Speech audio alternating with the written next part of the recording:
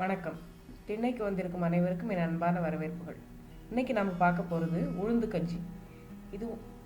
இதுக்கு தேவையான பொருட்கள்: 1/4 கப் அளவில் 1 கப் உளுந்து எடுத்திருக்கேன் நான்.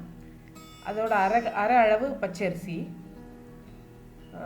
இந்த ரெண்டையும் சேர்த்து நல்லா கழுவிட்டு ஒரு குக்கரில் போட்டு நல்லா வேக வச்சுக்கோங்க.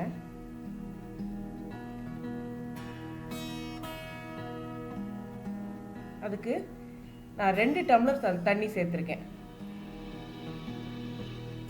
2 டம்ளர் அளவுக்கு தண்ணி சேர்த்து நல்லா குழைய வேகணும். அது கூட ஒரு சிட்டிகை உப்பு சேர்த்துக்குங்க.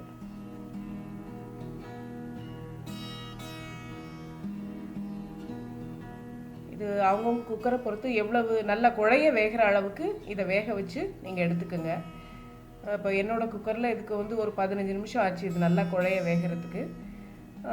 உங்கள் குக்கரை பொறுத்து 4 விசில் 5 விசில் வச்சு எடுத்துக்கோங்க. இப்போது இது வேக வச்சு எடுத்தாச்சு.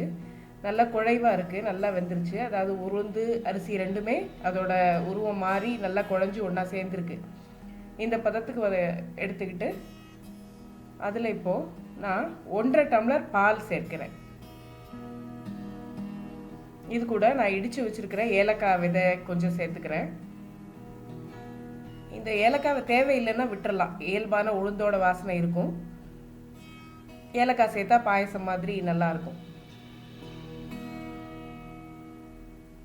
இப்போ பாலும் அந்த உளுந்து அரிசி கலவையும் கலக்கிற மாதிரி அதை கலந்து விட்டுக்கோங்க. இப்போ இதில் நான் அதுக்கு தேவையான அளவுக்கு, அதாவது நான் எந்த அளவுக்கு அரிசி உளுந்து சேர்த்து எடுத்துக்கிட்டனோ அதே அளவுக்கு ஜீனி சேர்த்துருக்கேன்.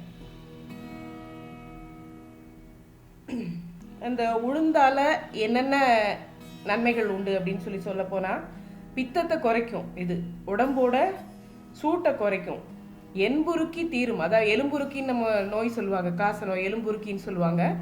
அந்த நோயை கூட இது தீர்க்கும், இடுப்புக்கு நல்ல பலத்தை கொடுக்கும் அப்படின்னு சொல்லி தான் அகத்தியர் ரொம்ப தெளிவாக சொல்லியிருக்கிறார். உளுந்து எல்லா விதத்துலேயும் மக்களுக்கு ரொம்ப நல்ல பலன் தரக்கூடியது. அதனால் நீங்களும் இதை அடிக்கடி வீட்டில் செஞ்சு பாருங்கள். இதை குழந்தைங்களுக்கு கொடுக்கலாம், பெரியவங்களுக்கு கொடுக்கலாம். எல்லாரும், அதாவது காலை உணவாக பெரியவங்க கூட எடுத்துக்கலாம். இதை நீங்களும் உங்கள் வீட்டில் செஞ்சு பாருங்கள். நன்றி.